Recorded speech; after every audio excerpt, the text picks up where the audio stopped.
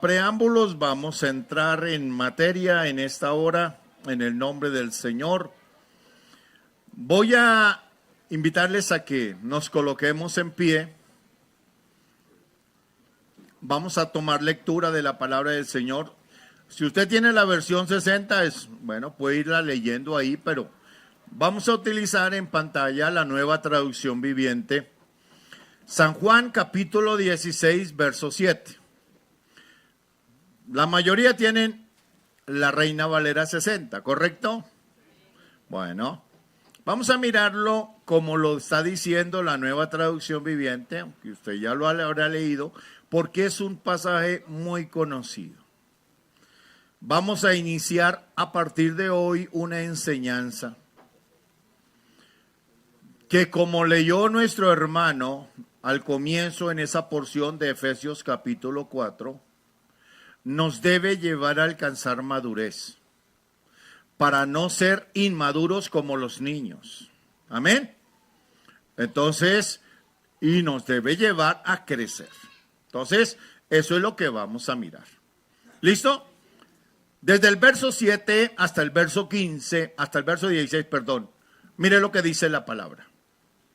Pero en realidad es mejor para ustedes, son palabras del Señor Jesucristo hablando a sus discípulos. Es mejor para ustedes que me vaya, porque si no me fuera, el abogado defensor no vendría. Amén. En la versión 60 dice el consolador. Amén. No vendría. El abogado defensor. Mire el término tan interesante, ¿no? Consolador con abogado defensor. Cuando una persona está a punto de recibir sentencia, ¿cuál será la figura de un abogado defensor? La única esperanza que tiene para poder salir de su problema. Entonces, por eso quise que miráramos la otra versión y la palabra que utiliza. No vendría entonces el abogado defensor. En cambio, si me voy, entonces se lo enviaré a ustedes. Y cuando Él venga, convencerá al mundo de pecado y de la justicia y del juicio que viene. El pecado del mundo consiste en que el mundo se niega a creer en mí. La justicia está disponible porque voy al Padre y ustedes no me verán más. Y el juicio vendrá porque quien gobierna este mundo ya ha sido juzgado. Me queda, y esto es lo interesante de lo que vamos a empezar a aprender de aquí en adelante, me queda aún mucho más que quisiera decirles, pero en este momento no pueden soportarlo. Eso le está viendo el Señor a sus discípulos. No pueden soportarlo. Cuando venga el Espíritu de verdad, Él los guiará a toda la verdad. Él no hablará por su propia cuenta, sino que les dirá lo que Él ha oído y les contará lo que sucederá en el futuro. Eso se llama escatología pura. Me glorificará porque les contará todo lo que reciba de mí. Todo lo que pertenece al Padre es mío. Por eso dije, el Espíritu les dirá todo lo que reciba de mí. Amén. Señor Jesús, Padre Celestial, aquí estamos en tu presencia en esta hora. Señor Jesús, te ruego que tú hables a cada uno de nosotros a través de tu palabra divina, oh Dios del cielo. Oh adorado, glorificado, engrandecido sea tu nombre. Precioso Jesús, en esta mañana, mi Dios, habla, Dios mío, a cada vida, a cada corazón, a través de tu palabra en este día, Señor Jesús. Usa mis labios, usa mi mente, maravilloso Jesucristo, oh Dios del cielo, para la gloria y la honra de tu nombre. Precioso Jesús, precioso Dios, a tu nombre sea toda la gloria, toda la honra, toda alabanza. Amén y amén. Gloria al nombre del Señor Jesús. Bien, les invito a que tengan la bondad de tomar asiento en esta mañana. Vamos a iniciar una enseñanza que nos puede llevar un buen tiempo, por lo menos un año. Pero eso no quiere decir que vamos a estar patinando siempre en lo mismo. Eso no quiere decir que lo que vamos a estar aprendiendo es la repetición de la repetidera, sino que vamos a estar aprendiendo algo que nos debe llevar a alcanzar esa madurez espiritual en lo que tiene que ver con los propósitos de Dios, con la gracia de Dios, con la misericordia del Señor para todo el ser humano. Ahí en el texto que tomamos como lectura, ustedes encontraron en su Biblia un título. Amén. ¿Cómo es ese título que ustedes encontraron?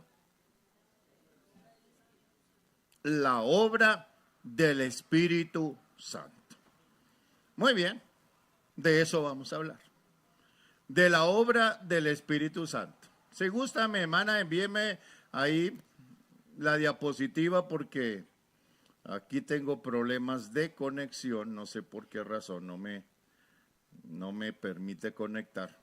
O intentemos hacer cambio a ver si me permite conexión.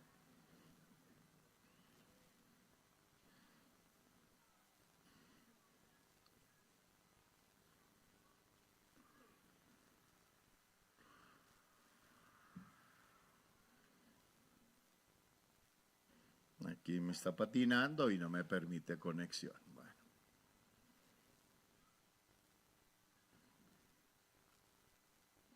Bueno. No me permite conexión. Vamos entonces allá.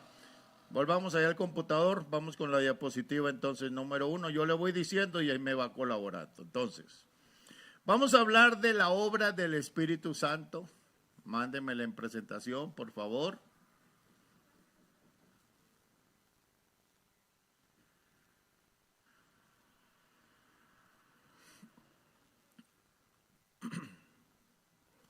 La obra del Espíritu Santo, de acuerdo a lo que vamos a mirar, tiene que ver, de acuerdo a lo que nos dice el texto bíblico, con un proceso. Y yo quiero que todo eso lo tengamos en cuenta. Por eso, la idea, mis hermanos, es que de aquí en adelante yo pueda ver a todos ustedes, y así como los niños traen su cuadernito en algo en donde anotar, hasta ahí, en donde tomar nota. Así también yo quiero verlos a ustedes trayendo una libretica, un cuadernito, donde empiecen a tomar nota. ¿Ya? Empiecen a ir allí escribiendo. No importa que no tengan que escribir todo lo que yo estoy diciendo, no. Pero con que se limiten a escribir los textos bíblicos, con eso es más que suficiente, porque no hablo, y no es mi forma de estar hablando de conceptos y opiniones y cosas de esas. Todo lo que hablo, lo hablo fundamentado en lo que dice la palabra del Señor. Así que si usted me escucha aquí la enseñanza y usted va anotando, tomando nota de los textos bíblicos, cuando llegue a su casa y lea el versículo, lo que escuchó aquí, lo va a recordar. Y vamos a reforzar lo aprendido. Amén. Todo lo que vamos a estar mirando de aquí en adelante es un compendio de grandes hombres de Dios. Que fue presidente por muchos años en nuestra iglesia, el hermano Álvaro Torres. de otro que fue miembro del consistorio, el hermano Gabriel Álvarez, del hermano Abelardo Galvis, que también ya partió con el Señor, del hermano, ay, se me fue el nombre, no, el ancianito que falleció, que se me fue el nombre ahorita. Eliseo Duarte, gracias. De algunos escritos que ellos hicieron, ¿verdad? Porque es un tema muy extenso. Entonces, por eso he tomado apartes, como también he tenido que tomar apartes de algunos conceptos filosóficos, religiosos y demás. Por eso, cuando yo voy a hablar de aquí, de la obra del Espíritu Santo, es porque la idea es de que se nos abra el panorama, porque muchas veces nosotros queremos limitar a Dios y Él tiene muchas más cosas para darnos que a veces somos nosotros los que colocamos límites y Dios sabe que somos nosotros los que colocamos barreras. Por eso claramente el Señor dice, quisiera decirles muchas más cosas, pero ustedes no son capaces de soportarlo. Porque a veces nosotros queremos enmarcar a Dios bajo un concepto. Y pensamos que la vida cristiana todo está dado en un concepto. Y por eso lo que yo quiero que abramos un poquito es el panorama. Amén. El panorama. Cuando hablamos de la obra del Espíritu Santo, claramente para nosotros entendemos que la obra del Espíritu Santo es la forma como Dios ahora actúa en la dispensación de la gracia. Amén. Porque en el texto que leímos estaba el Señor Jesucristo hablándoles a sus discípulos, diciéndoles, os conviene que yo me vaya. Amén. Es Jesús que le está diciendo, os conviene que yo me vaya, porque si no el Consolador no vendrá a vosotros. Mas si me fuere, os lo enviaré. Es decir, iba a actuar en nosotros y en su iglesia de una manera diferente. Amén. Y esa manera diferente es el obrar del Espíritu Santo. Pablo dice de la siguiente manera, si a Cristo lo conocimos según la carne, ya no lo conocemos así. Entonces es una manera diferente de manifestarse y una manera diferente de obrar. Amén. Y nosotros sabemos, si usted lee la versión Reina Valera 60, en el verso Efesios capítulo 4 y el verso número 6, gracias, corazón. Dice la palabra del Señor, un Dios y Padre de todos, el cual es sobre todos, como Padre Él es sobre todos, y por todos como Hijo, y en todos como Espíritu. Ahí está la esencia. Pero es el mismo Dios. Entonces, cuando hablamos de la obra del Espíritu Santo, es para que salgamos un poquito del concepto teológico mundano de que el Espíritu Santo es la tercera persona de la Trinidad. De una vez descártelo. Porque claramente cuando hablamos de espíritu, un espíritu es espíritu, no puede ser persona. De una vez descártelo. No se mete en esa camisa de 11 varas que por ahí no cabemos. Amén. Es espíritu. Y sabemos que Dios es espíritu. Y los que le adoran en espíritu y en verdad es necesario que adoren. Entonces tenemos que partir de ahí. Él es espíritu. Amén. Y ahora se manifiesta en nosotros de esa manera. ¿Dónde está Dios? ¿Dónde está? Dentro de cada uno de nosotros. ¿No lo podemos ver? Claro que no, pero sí lo podemos sentir. Amén. ¿Obra en la iglesia? ¿Obra en el pueblo? Claro que sí. Y aquí es donde yo quiero que empecemos a abrir el panorama para que no nos sesguemos, porque a veces el concepto, y en eso sí voy a ser claro y aquí de para adelante ustedes me van a escuchar, creemos en nuestra corriente, a veces corriente pentecostal, creemos que en la iglesia del Señor pentecostal todo debe girar en torno a las lenguas. Y no es así. Y eso es lo que yo quiero que ustedes visualicen. Que si uno tiene que, obviamente con lo que tiene que ver con las lenguas, colocar control, porque la palabra del Señor dice allá en la carta a los Corintios que se debe hacer todo decentemente y con orden. Dios es un Dios de orden. Y es que tenemos que tenerlo claro. Si hay hermanos que les gusta mucho hablar en lengua, les voy a poner un reto. Pídanle a Dios. O que se lo dé a usted mismo o que se lo dé a otro.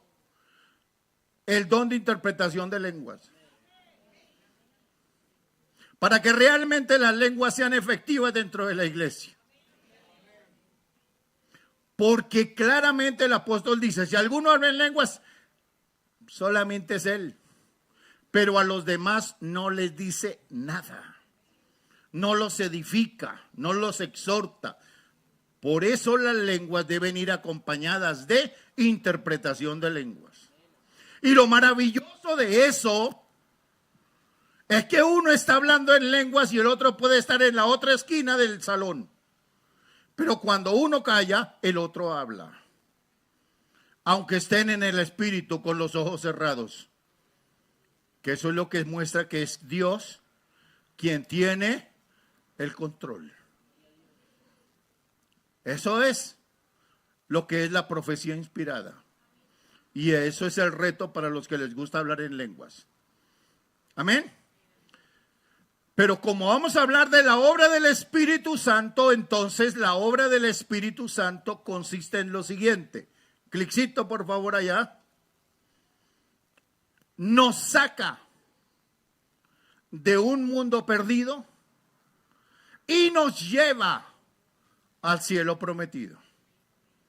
En eso consiste la obra del Espíritu Santo. Por eso le digo, tiene un proceso. Ese es el proceso que vamos a estar mirando. Amén. Porque debemos ser claros. La salvación del ser humano es una obra del Espíritu Santo. Es una obra de Dios. El Señor Jesucristo dijo, el Hijo del Hombre. Hermano Nico, esta pantalla creo que está programada y se quiere apagar. El Hijo del Hombre vino a buscar y a salvar lo que se había perdido. Así que entonces, en ese orden de ideas, el propósito del Señor al manifestarse en carne, naciendo de la Virgen María, fue venir a salvarnos. Amén. Por eso tenemos que partir de ahí. Es venir a salvarnos. Entonces, eso debe quedar claro. Amén. Esto quiere decir que desde el día en que la persona oye la palabra de Dios hasta el día de la perfección, la salvación es de Jehová. Eso reconoció Jonás desde el fondo de la tierra, metido entre la barriga de un pez. La salvación es de Jehová. Y el Señor fue el que permitió que pudiese volver a vivir, estando prácticamente ya muerto. Por eso, por medio de toda esta enseñanza, todo lo que el Señor nos dé con la ayuda del Todopoderoso, nos llevará a descubrir la profundidad, la grandeza, la proyección y la aplicación de los conocimientos dejados por el Señor a un pueblo sediento de una renovación espiritual. Porque creo que necesitamos ese desarrollo, ese crecimiento, necesitamos esa madurez. Por eso vamos a mirar la obra del Espíritu Santo a través de 10 pasos principales con el propósito de lograr una mayor comprensión de los temas, sacando de esta manera el máximo provecho para nuestra edificación espiritual y para nuestra proyección al servicio de Dios. Amén. Entonces, eso es lo que vamos a estar mirando. Vamos con la diapositiva siguiente, entonces. Esto es el esquema de lo que vamos a estar mirando. Entonces, cliccito, por favor. Mundo perdido, lugar donde todos estábamos. Cielo prometido, lugar a donde queremos llegar.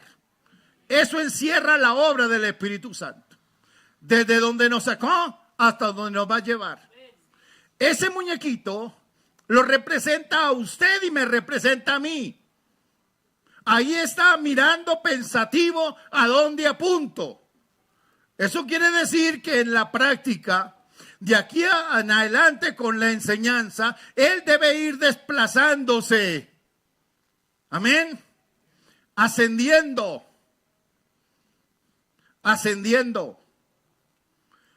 Para lograr llegar a donde debe llegar. Entonces, esa obra del Espíritu Santo comienza en eso, lo que el Señor estaba diciendo en el texto que ustedes leyeron. Os conviene que yo me vaya, porque si no me voy, el Consolador no vendrá a vosotros. Mas si me fuere, os lo enviaré. Y cuando Él venga, convencerá al mundo. Lo primero que hace el Espíritu Santo en el ser humano es convencer. Amén. Convence.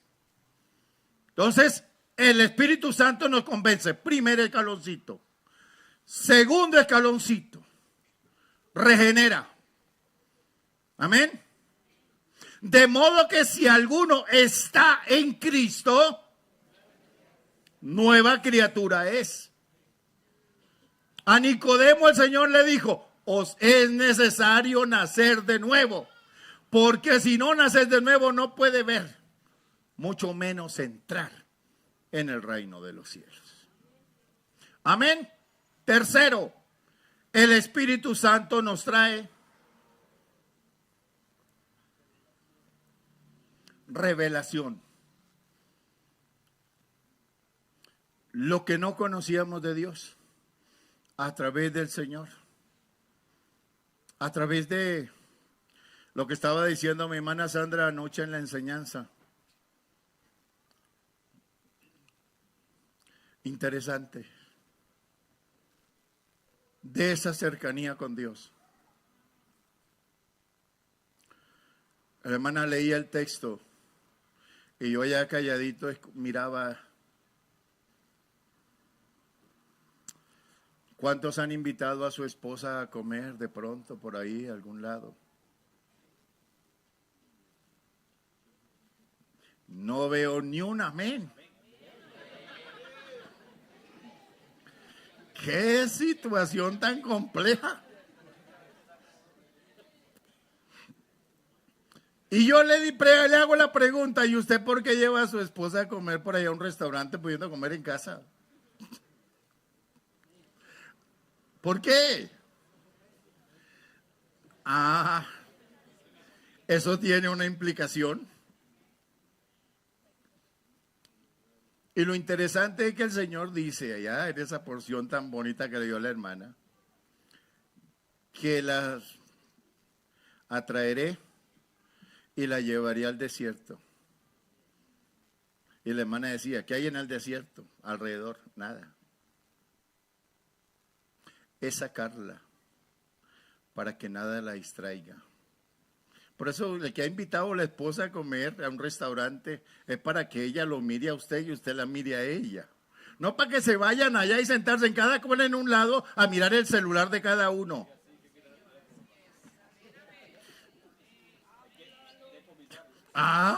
Déjenlo en la casa. Pero si la invita a comer es para que nada los distraiga de los dos y estén hablando y dialogando. Ese acercamiento, el Señor es tan sabio que dice, lo llevó al desierto, allá no puede ver afuera nada interesante, nada atractivo. Así que lo único atractivo, lo único interesante que verá será a Él. Bueno. Entonces, hermano, mire que cuando nosotros tenemos esa cercanía con el Señor,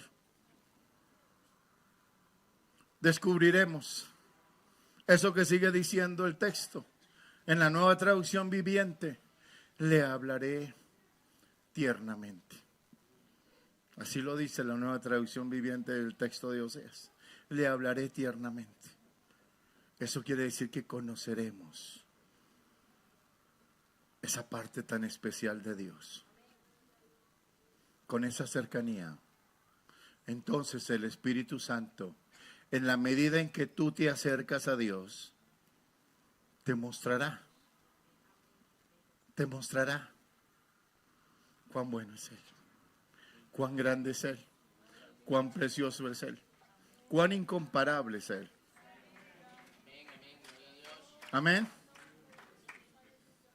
Y después de que esas tres cositas estén juntitas, que estés convencido en quien has creído, que seas una nueva criatura y que tengas el conocimiento de las cosas celestiales, entonces el Espíritu Santo te bautiza. Pero mira, es un escalón en la obra del Espíritu Santo.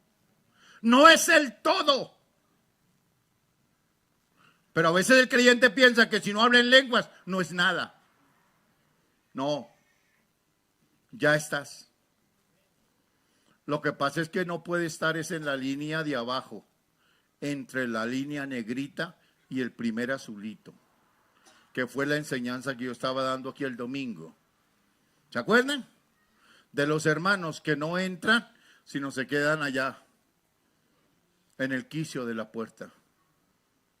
Una patica adelante y otra patica, una patica afuera y otra patica adentro. No. Aquí lo que hay que buscar es separarnos. Separarnos del mundo perdido para avanzar hacia arriba. Eso es lo que hay que buscar. Y eso es lo que tenemos que mirar, ir avanzando cada vez más. El Espíritu Santo nos bautiza, cuarto escaloncito, quinto. El Espíritu Santo produce fruto.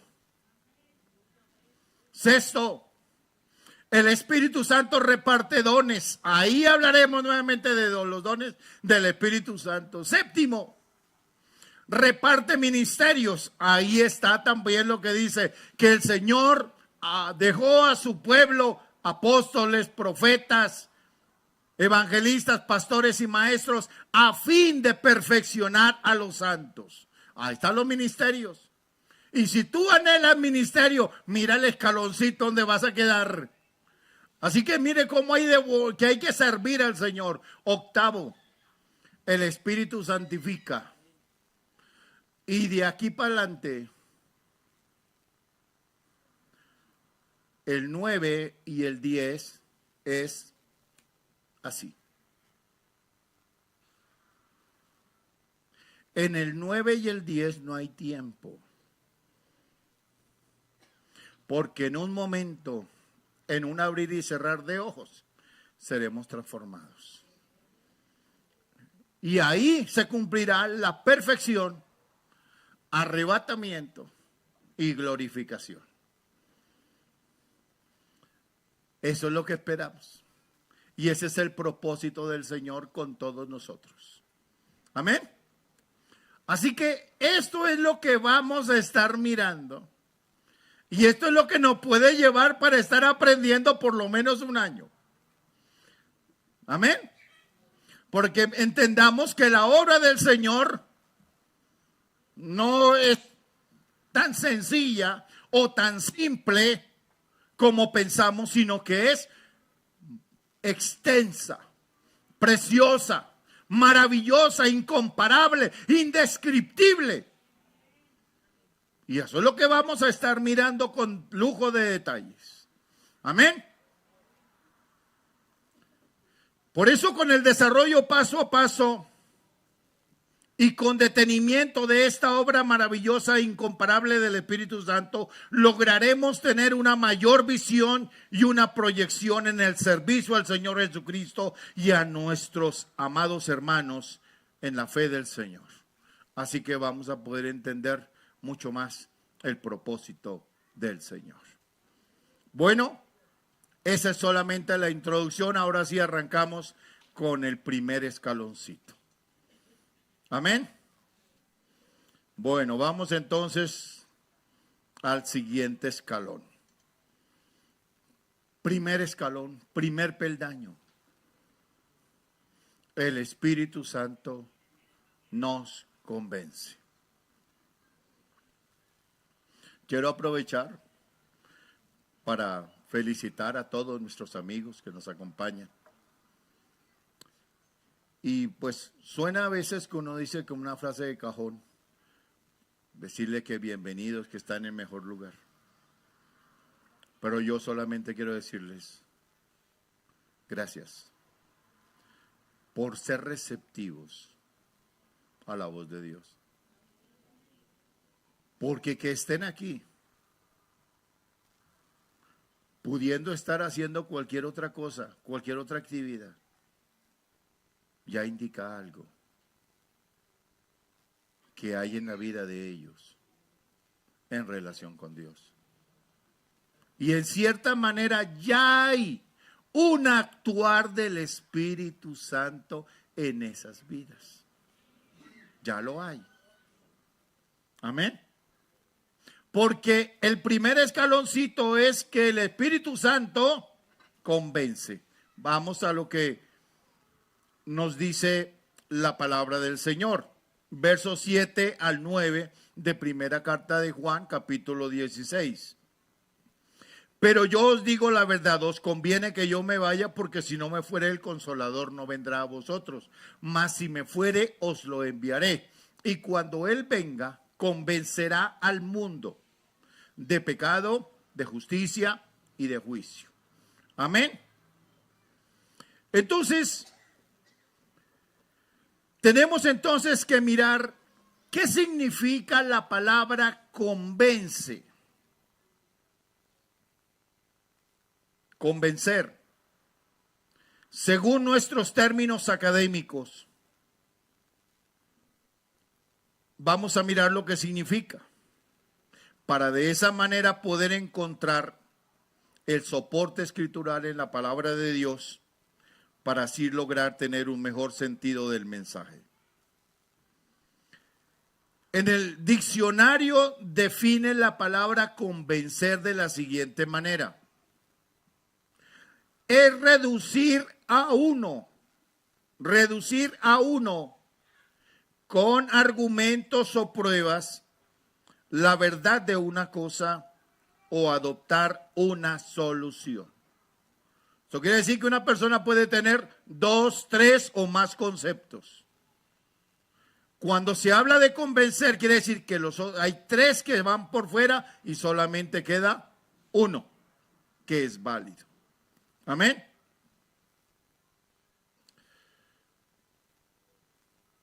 Es también el hecho de redarguir mediante palabras indiscutibles o verdades absolutas respecto a una condición o estado de las cosas.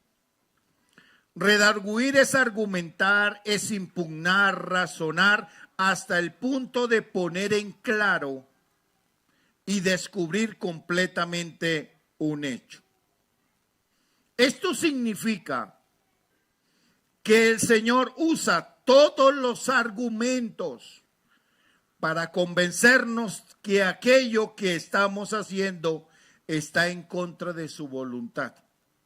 y que los resultados de tales hechos de pecado traerán como resultado nuestra ruina y nuestra condenación. Entonces, aquí empezamos a mirar cómo nos convence el Señor. Amén. ¿Cómo nos convence? Primer punto, el Señor nos convence por la palabra.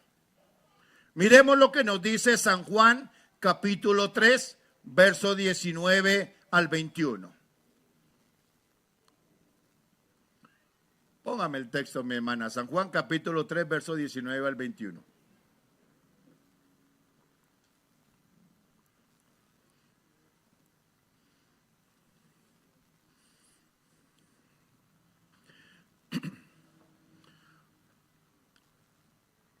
Y esta es la condenación, que la luz vino al mundo y los hombres amaron más las tinieblas que la luz, porque sus obras eran malas.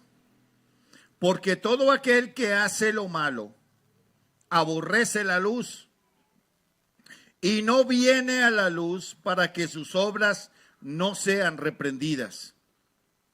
Mas el que practica la verdad viene a la luz para que sea manifiesto que sus obras son hechas en Dios.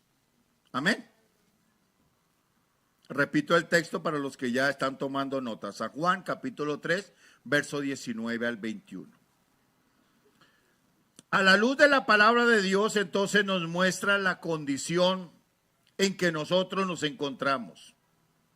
Si miramos un ejemplo de alguien que está en un socavón, en una mina o en un cuarto oscuro donde no hay nada de luz, es probable que ignore muchas cosas que hay a su alrededor. Objetos, tamaños, distancias, colores, controles, etc. Pero si alguien enciende una luz en ese recinto, aquella luz manifiesta todo lo que hay ahí, sea bueno o sea malo. De esa manera nosotros podemos ver que el hombre vive en un mundo de tinieblas, de pecado, y hasta llegar a creer que en el lugar que está es el lugar correcto y que ahí debe permanecer siempre. Pero cuando alguien viene y le prende la luz de la palabra divina, esta como una lámpara, porque nos dice la palabra en el Salmo 119 y el verso 105 dice, lámpara es a mis pies tu palabra y lumbrera a mi camino. Comienza a iluminar toda su vida y nos convence que estamos en una condición de pecado. Amén. Y que el único que puede salvarnos es Jesucristo. Entonces, el Señor nos convence por la palabra. Y ahí es donde nosotros empezamos a generar un resultado. El apóstol Pablo, escribiendo a los Romanos, capítulo 10, dice, la fe viene por el oír, y el oír por la palabra de Dios. El día en que hablemos de doctrinas fundamentales, sobre todo de la fe, entenderemos que es el actuar de Dios allí para salvarnos. Llega el mensaje. Ese mensaje produce una reacción en la vida humana. Amén. Y ese mensaje, esa reacción en la vida humana es el que hace que nuestros amigos, nuestros futuros hermanos estén aquí. Porque así comenzamos todos. Amén. Produce una reacción. Entonces, la palabra de Dios se convierte como esa luz que nos hace ver nuestra condición. Amén. Como dice el adagio popular, de noche todos los gatos son pardos. Pero se pone la luz y entonces ya sabe exactamente qué color es el gato. Entonces, así igualmente, uno puede, mientras está en la oscuridad, pensar que está muy limpio. Solo que cuando salga la luz, se da cuenta que no estaba tan limpio. Entonces, la palabra es la que nos hace ver realmente nuestra condición. Segundo, la primera forma como el Señor nos convence es por la palabra. La segunda forma de que el Señor nos convence es por medio de la conciencia. Amén. San Juan capítulo 8, verso número 9.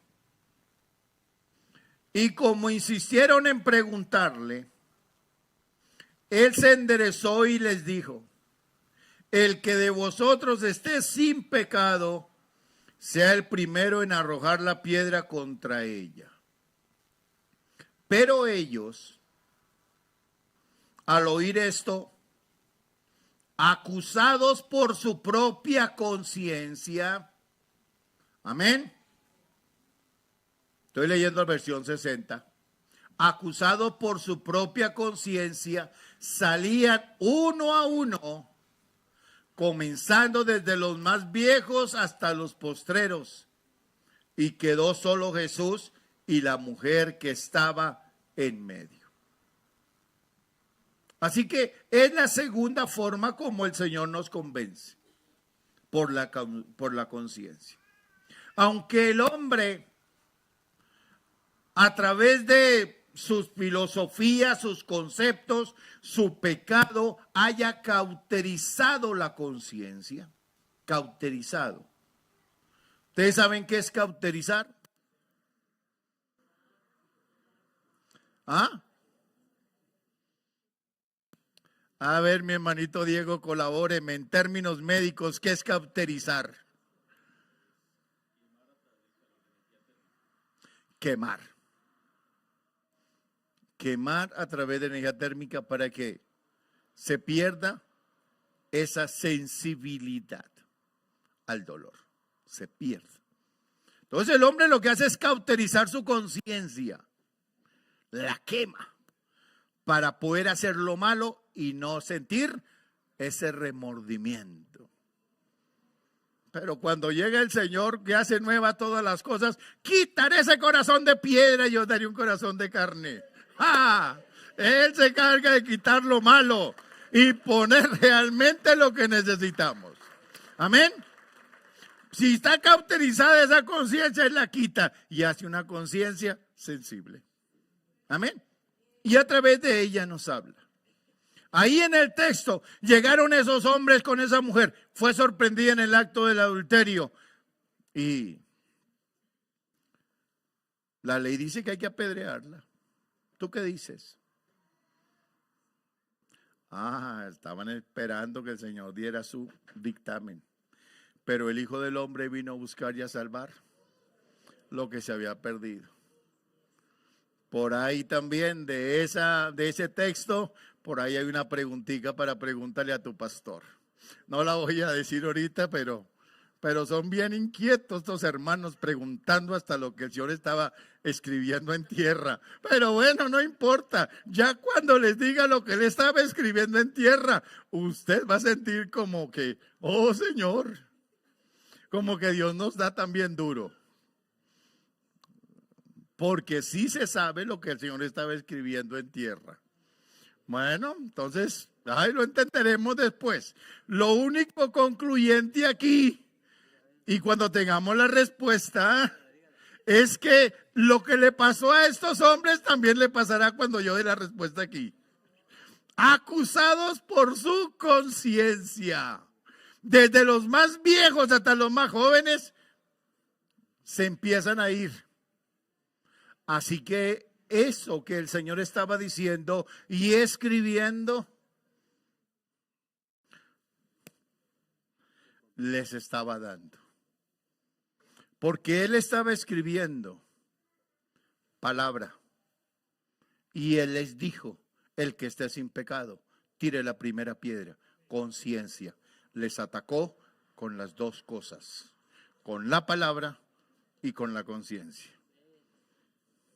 ¿Quiere que le diga qué estaba escribiendo el Señor? El nombre de ellos, de los que acusaban. Eso es lo que estaba escribiendo. Porque dicho por el profeta Jeremías, dice, todos los que se apartan del Señor serán escritos en el polvo. Pero usted y yo no estamos escritos en el polvo, estamos escritos en el libro de la vida. Ah, esa alabanza para el Señor Jesús. Entonces miremos, hermanos, cómo el Señor los confronta de las dos maneras. Amén. Para que quedaran convencidos. Obviamente no querían creer, terminaron yéndose.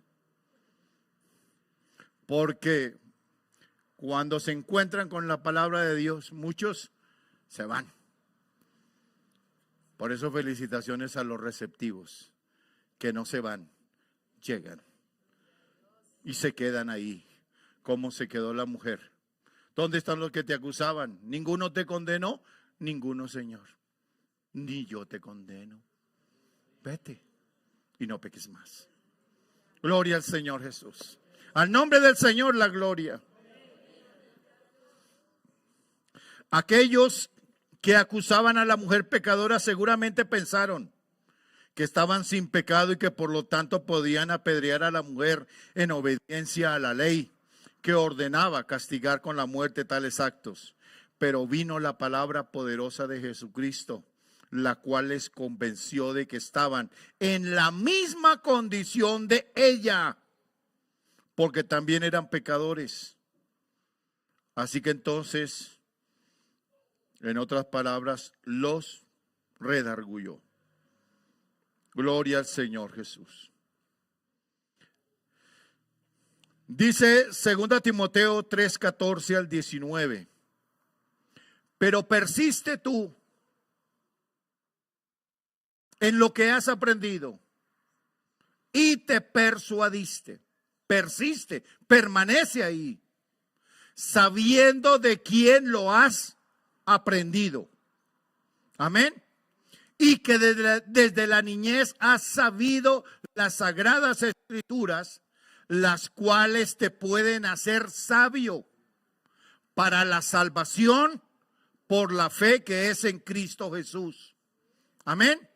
Toda la escritura es inspirada por Dios y útil para enseñar, para redarguir, para corregir y para instruir en justicia, a fin de que el hombre de Dios sea perfecto, enteramente preparado para toda buena obra. Gloria al Señor.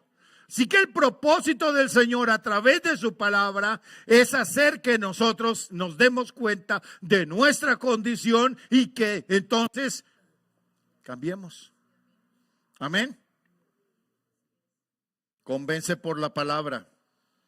Porque en Hebreos 4, capítulo 4, verso 12 y 13, dice: porque la palabra de Dios es viva y eficaz, y más cortante que toda espada de dos filos, y penetra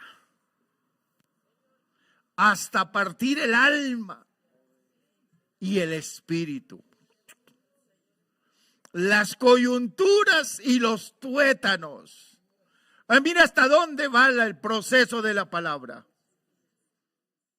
Y discierne los pensamientos y las intenciones del corazón. Por eso cuando uno se confronta con la palabra de Dios y la mira y la analiza, se dará cuenta cómo Dios nos habla, y nos habla clarito. Para que no tengamos excusa, porque es la forma como Él, a través de su palabra y a través de nuestras conciencias, nos convence. Amén.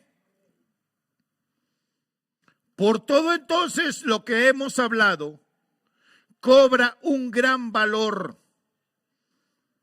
La pregunta que hiciera el Señor Jesucristo a todos aquellos que estaban allí queriendo marcarlo con un dedo. San Juan capítulo 8 y el verso 46.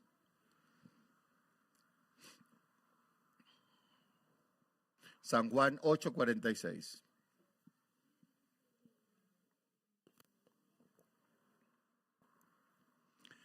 ¿Quién de vosotros me redarguye de pecado? ¿Quién me puede decir? Está diciendo el Señor Jesús. ¿En qué he fallado? ¿Qué malo he hecho? Así que entonces ahí el Señor estaba diciendo, no tienen ningún derecho porque no pueden decir la verdad. Pues si digo la verdad, ¿por qué vosotros no me creéis? Cualquiera de nosotros puede ser convencido o redarguido de pecado. Cualquiera. Porque somos humanos. Porque hemos pecado. Porque hemos fallado. Nosotros también podemos decir, como dijo el apóstol Pablo cuando escribe a los Romanos capítulo 3, verso 23, pues cuanto todos pecaron están destituidos de la gloria de Dios. Nosotros sí, la palabra nos puede redarguir. Amén. Pero Jesucristo, siendo el único sin pecado, vino para quitar de nosotros el pecado. Entonces, ahí está, en esa forma comienza el actuar de Dios en el ser humano. Amén. De esas dos maneras.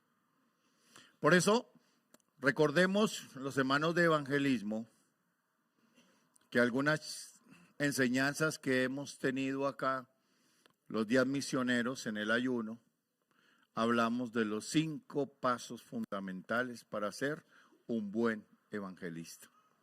¿Cierto? Y ahí está tipificado eso. Esto que estoy diciendo. A través de la palabra, en confrontación con la conciencia, es hacerle ver a las personas la condición en que uno estaba. La condición en que está la persona. Que es un pecador. ¿Que a dónde lo lleva esa vida de pecado? A una separación eterna con Dios. Pero que hay una provisión de Dios. Amén. Que Él vino a morir en la cruz para salvar al ser humano y que ahora le corresponde al ser humano entonces tomar una decisión.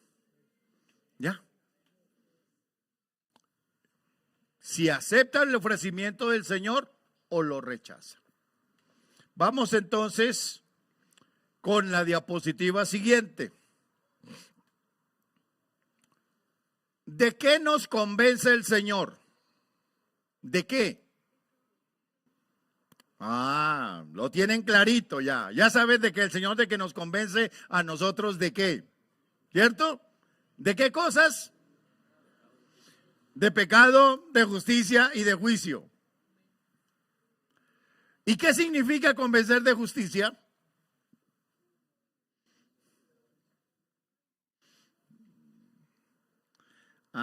¿Sí ven?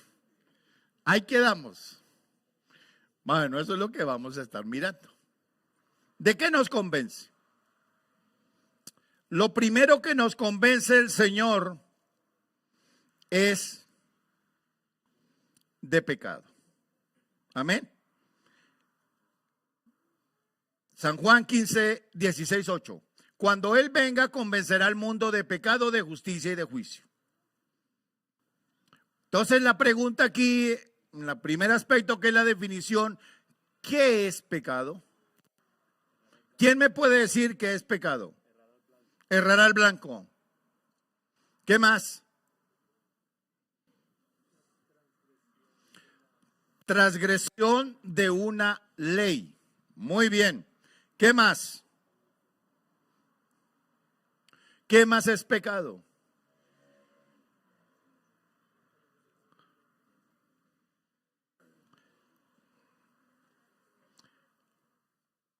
Si a alguien lo mandan para Zipa y termina yéndose para Tabio,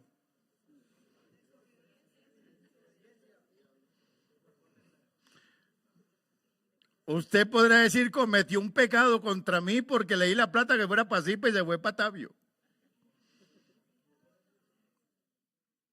Es desviarse de la meta. Amén. Eso es pecado. Cuando el Señor creó al ser humano, lo creó a su imagen y semejanza. Siempre permaneciera en la imagen y semejanza del Señor. Pero cuando el hombre pecó, se desvió de la meta porque perdió esa meta de ser eterno y se volvió mortal. Desviarse de la meta. Pecado también es, igual comienza ya en el Génesis, con la reacción de ellos después de haber pecado. Se escondieron de la presencia del Señor. Eso indica ruptura de una comunión. Ruptura en la comunión. Ya no dialogaban, ya se le escondían al Señor. Y desde allá el ser humano ha querido trazar su camino, coger sus propios rumbos, no rendirle cuentas a nadie, creerse autosuficiente, cuando realmente no es así. Amén. No es así. Es desobediencia al señorío de Dios, a su gobierno, es desprecio a la ley divina, es la violación de aquello que la gloria de Dios exige y que por lo tanto en su esencia misma es lo que se opone al Señor. En síntesis, el pecado se puede definir de una manera general y simplificada como un clicito más para que me aparezca ahí, incredulidad. Amén, incredulidad. Y eso fue, cuando Él venga, lo que el Señor dijo, cuando Él venga convencerá al mundo de pecado, de justicia y de juicio. De pecado, y claramente dice, por cuanto no creen en mí. No creen en mí. Así que entonces, ahí el punto está relacionado cuando hablamos de pecado con incredulidad. Amén. Con incredulidad. Cuyo significado es invariablemente desobediencia, rebelión, contumacia. Es una afrenta directa a la veracidad divina. La incredulidad encuentra su manifestación práctica en la desobediencia. Todos nosotros muy a menudo juzgamos al pecado según la apariencia y llegamos a pensar que este o aquel pecado es más grave que el otro por lo repugnante o desagradable que nos parezca. De esa forma nosotros juzgamos pecados de inmoralidad, drogas, alcohol, homosexualidad, crímenes, odios, peleas y demás condiciones de degeneración. Nosotros a veces utilizamos una frase que dice, uy, eso sí no tiene perdón de Dios. De acuerdo a la gravedad que humanamente consideramos X o Y pecado. Pero ese es un concepto humano no aplicado a lo como nos muestra la palabra. Desde luego que esos pecados son en extremo repugnantes a los ojos de Dios y por lo tanto son despreciables. Pero la incredulidad a la cual nos referimos puede ser peor. Y es peor que todo. Amén.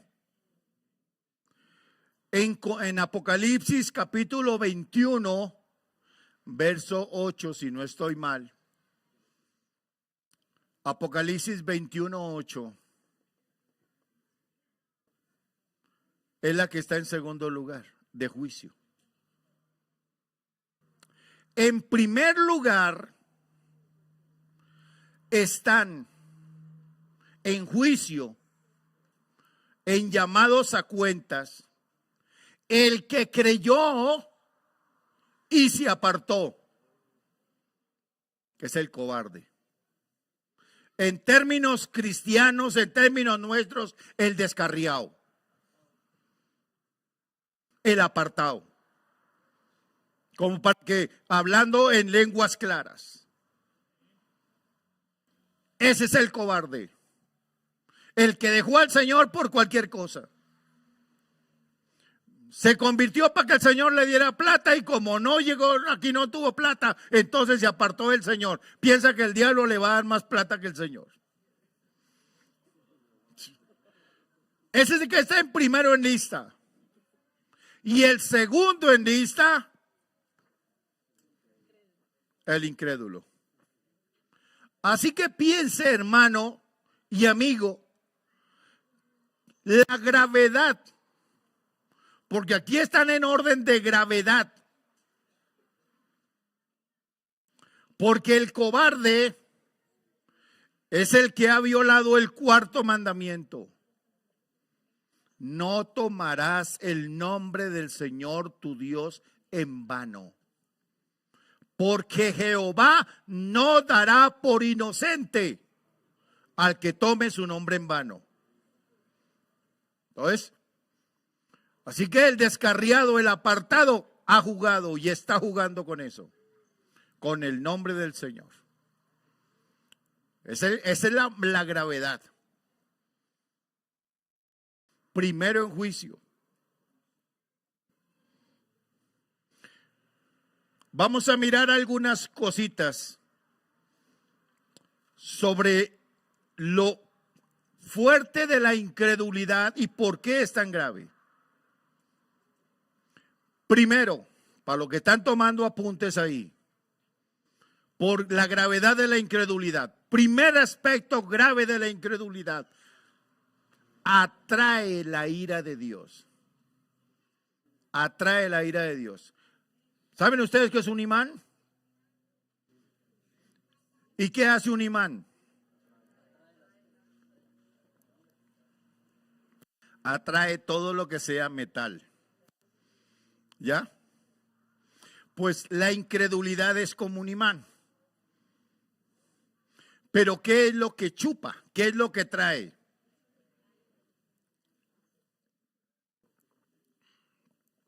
Ira, juicio, castigo. Eso es lo que trae. San Juan 3:36. Yo les dije que aquí yo no hablo conceptos. Lo que diga la palabra y usted simplemente mírelo. Yo le digo, atrae la ira de Dios y vea Juan 3:36. El que cree en el Hijo tiene vida eterna. Pero el que rehúsa creer en el Hijo no verá la vida, sino que la ira de Dios está sobre él.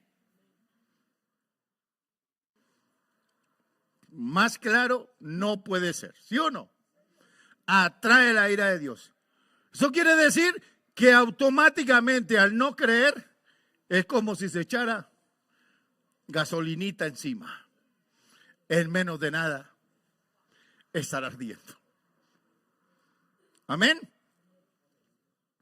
Segundo, para los que están en el apunte, desagrada al Señor. Hebreos 11:6. Sin fe es imposible agradar a Dios, porque es necesario que el que se acerca a Dios crea que le hay. Si tiene la versión 95, dice, crea que Él existe. Amén, crea. Y que es galardonador de los que le buscan. Amén. Así que entonces, la incredulidad también le desagrada al Señor, porque Él quiere que el que se acerca a Él crea en Él. Esté seguro en Él, esté convencido en Él. Amén. Y que pueda decir como un coro que cantábamos hace tiempo, no sé si de pronto alguien se acuerde, que dice, Él puede, yo sé que Él puede, yo sé que todo lo puede, mi Jesús. Sanar los quebrantados, cautivos del pecado. Amén. A los ciegos da la vista y a los cojos hace andar. Él puede, yo sé que Él puede, yo sé que todo lo puede, mi Jesús. Eso, decirlo con convicción, decirlo con seguridad. Amén. Entonces, en ese orden de ideas, mis hermanos, la incredulidad no solamente es el peor de los pecados, del cual el Espíritu Santo vino para convencernos, sino que también es la principal barrera que impide la obra de Dios, o impide que la obra de Dios se desarrolle con toda su grandeza. Cabe anotar que después de la blasfemia contra el Espíritu Santo, de lo cual en su momento hablaremos, amén, el pecado más grave y abominable delante del Señor es el pecado de la incredulidad. Amén. Ahora bien, ¿dónde están los incrédulos? Yo hago la pregunta, ¿dónde están los incrédulos?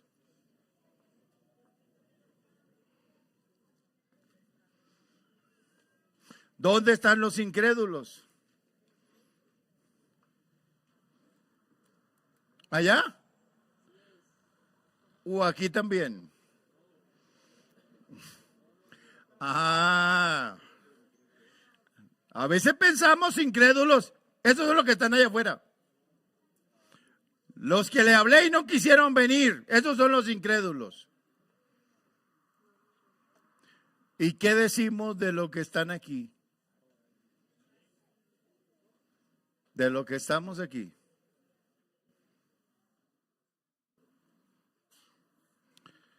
San Marcos capítulo 6 versos 1 al 6. Vamos a mirarlo con detenimiento. Salió Jesús de allí y vino a su tierra. A su tierra. Y le seguían sus discípulos. Mira lo que dice el texto. Y llegado el día de reposo, comenzó a enseñar en la sinagoga, y muchos oyéndole se admiraban y decían: ¿de dónde tiene estas cosas? ¿Y qué sabiduría es esta que le es dada? Y estos milagros que por sus manos son hechos. ¿No es este el hijo, no es este el carpintero? O sea que sabía sabía trabajar. ¿No es este el carpintero, hijo de María, hermano de Jacobo, de José, de Judas y de Simón? ¿No están también aquí con nosotros sus hermanas? Y se escandalizaban de él. Mas Jesús les decía: no hay profeta sin honra, sino en su propia tierra y entre sus parientes y en su casa. ¿Sí ven? Entre los cercanos a él, sus paisanos, sus familiares y aún su propia familia. Y no pudo hacer allí ningún milagro, salvo que sanó a unos pocos enfermos, poniendo sobre ellos las manos. Verso 6. Y estaba el Señor asombrado de la incredulidad de ellos. Y recorría las aldeas de alrededor enseñando, asombrado de la incredulidad. Pregunto, ¿no se asombrará el Señor también de usted cuando no le cree a Él? ¿Qué estaba diciendo yo el domingo en el devocional? ¿Qué estaba diciendo? Recuerden. Cuando uno está enfermo, ¿qué busca? Cuando está enfermo, ¿qué busca? El médico. Y entonces, ¿por qué cuando el cristiano está enfermo no viene aquí? ¿Por qué lo llaman a uno y le colocan un mensaje? Hermano, hoy no puedo ir porque amanecí enfermo y me voy para el hospital. Pregunto, ¿será que el Señor no se escandaliza por no creer en Él? Es simplemente para que vayamos mirando. ¿Será que el Señor nos inquieta de que nosotros preferimos buscar al hombre antes que a Él? Cuando realmente decimos, Cristo es la solución de todos los problemas que nos puedan venir. Y entonces, ¿por qué no lo buscamos? Hermanos, al igual que le sucedió al dador de la vida, y ahí está el texto, y qué bueno que usted lo están tomando nota y lo va a tener ahí y lo va a repasar en su casa. El Señor no pudo hacer allí milagros por causa de la incredulidad de ellos. Y a veces también el creyente, en su incredulidad, ni viene a buscar del Señor. Manda razón. Y bastantes hermanos razoneros que hay. Pastor, que ore por la hermana tal, por el hermano tal, que oremos por este, que oremos por el otro. ¿Y dónde está? No, es que se fue para el hospital o se quedó en la casita. Y entonces, aquí se ora. Y yo sé que hay hombres y mujeres de fe y sabemos que para el Señor nada es imposible. Ora. Pero no reciben el milagro y entonces dicen, hermano, ¿qué está pasando? Como que es que el Señor ya no responde en la iglesia porque pedí oración. Allá oraron por mí, pero no me pasa nada. Culpa a la iglesia, culpa a los hermanos, cuando el problema puede ser la misma persona que está pidiendo oración. No lo cree, porque si lo creyera, vendría aquí. Y llegaría aquí tal vez con el examen. Mire, hermano, me salió bien difícil, pero yo creo que el dador de la vida es el Señor. Y se tira aquí, bota el papel al piso y se tira aquí. Va a levantarse sano porque el Señor está aquí. Pero hay que comenzar por eso. Hay que comenzar porque realmente si decimos que creemos en Él, pues creamos en Él. Y solamente palabras, que yo creo en el Señor, pero en los momentos de la dificultad no buscamos. Otra de la gravedad de la incredulidad, si impide que la gloria de Dios se manifieste. Así que cuando vea que usted pide a Dios y como que no suceden las cosas, que algo está pasando. ¿Por qué la gloria de Dios no se manifiesta? ¿Por qué no hay respuesta? Hay que evaluar nosotros si es que estamos creyendo o tal vez no estamos creyendo. Pero otro de los aspectos lo encontramos en la carta a los Hebreos capítulo 3 verso 12. Mirad, hermanos, así que está hablando con la iglesia, no a los de afuera, aquí. Mirad, hermanos, que no haya en ninguno de vosotros corazón malo de incredulidad. Y está hablando a hermanos. Así que debemos entender que la palabra nos está hablando a nosotros. Que no haya en vosotros ningún corazón malo de incredulidad para apartarse del Dios vivo. La incredulidad hace que los creyentes se aparten del Señor. Así que la incredulidad no solamente es gravísimo para el que está allá afuera que no quiere creerle al Señor. También es gravísimo para el que un día le creyó y ahora ya como que se le olvidó en quién ha creído.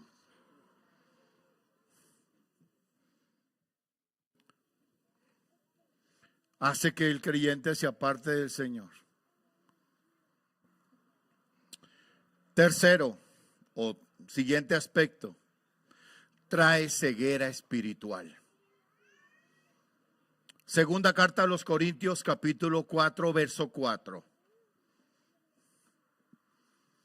En los cuales el Dios de este siglo cegó el entendimiento de los incrédulos, para que no les resplandezca la luz del evangelio de la gloria de Cristo, el cual es la imagen de Dios.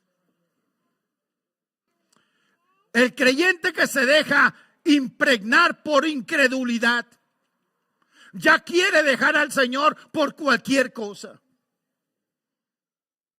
Entonces ya quiere dejar al Señor que porque un hermano en la iglesia no lo saludaron, que porque alguien lo saludó y le dijo algo, como a veces decimos jocosamente, uy hermano, qué milagro. Y eso debiera alegrarlo, usted diga que usted es un milagro, debiera alegrarnos, pero algo otro dice, ¿cuál es el milagro, hermano? Si yo he venido todos los días al culto. Bueno, si viene todos los días al culto, que es un milagro, gracias a Dios. Que tenga ese sentir, bueno. Pero a veces esa expresión hace que el creyente, eso allá, me dijeron que es que qué milagro porque voy allá a la iglesia. No vuelvo por allá.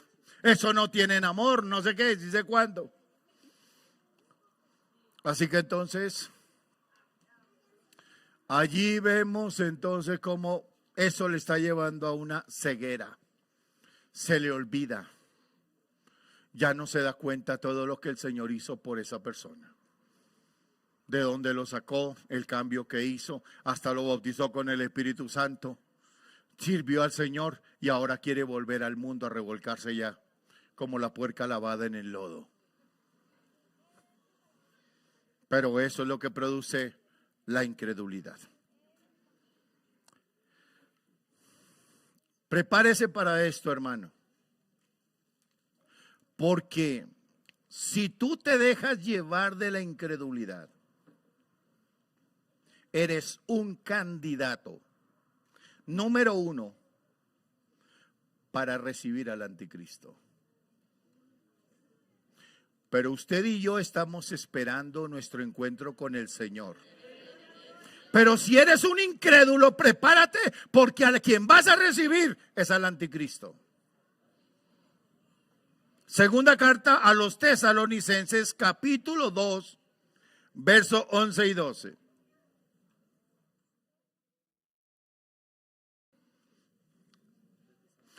Por esto, por incrédulos, Dios les envía un poder engañoso para que crean la mentira. Si no quiere creer la verdad, pues va a creer la mentira. Amén. A fin de que sean condenados todos los que no creyeron a la verdad, sino que se complacieron con la injusticia. Así que, candidato para recibir al anticristo. San Juan 5:43, complementemos este texto con San Juan 5:43. Yo he venido en nombre de mi Padre y no me recibís. Si otro viniere en su propio nombre, ¿quién es el que viene en su propio nombre? Bueno, me gusta que lo tengan claro. Si otro viniere en su propio nombre, a ese recibiréis. Así que quien no cree al Señor va a terminar creyendo al anticristo. Trae la condenación en el lago de fuego. Ya lo leí en Apocalipsis 21:8. los cobardes e incrédulos, abominables y homicidas, los fornicarios y hechiceros, los idólatras y todos los mentirosos, tendrán su parte en el lago que arde con fuego y azufre, que es la muerte segunda. Bueno, mis hermanos, aquí concluimos en esta mañana esta primera partecita ahí. Me quedamos a mitad de diapositiva. Pero quiero concluir con esta frase. ¿Existe remedio para la incredulidad? ¿Existe remedio para la incredulidad? Poquito amén, pero yo pensé que iba a levantarse este techo de amén que sonara. San Marcos capítulo 9, verso 24, y con esto concluimos. San Marcos 9, 24.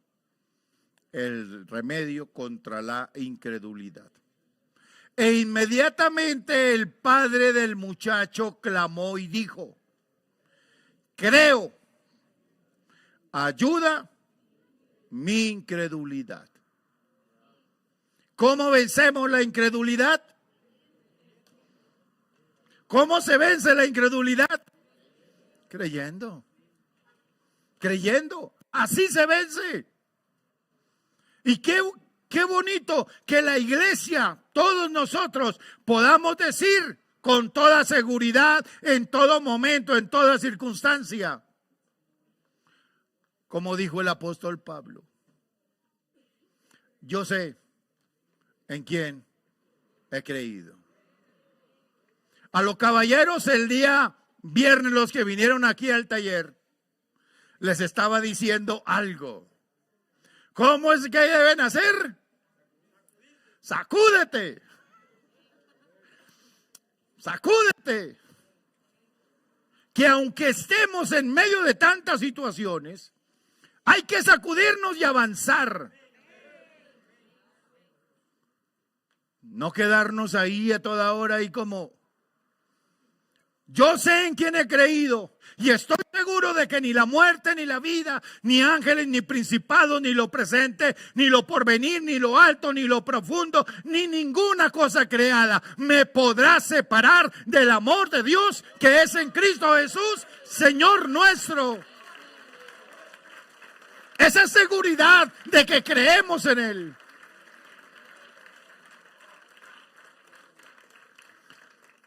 Porque eso indicará que el Espíritu Santo en esta parte, en cuanto al pecado, te ha convencido.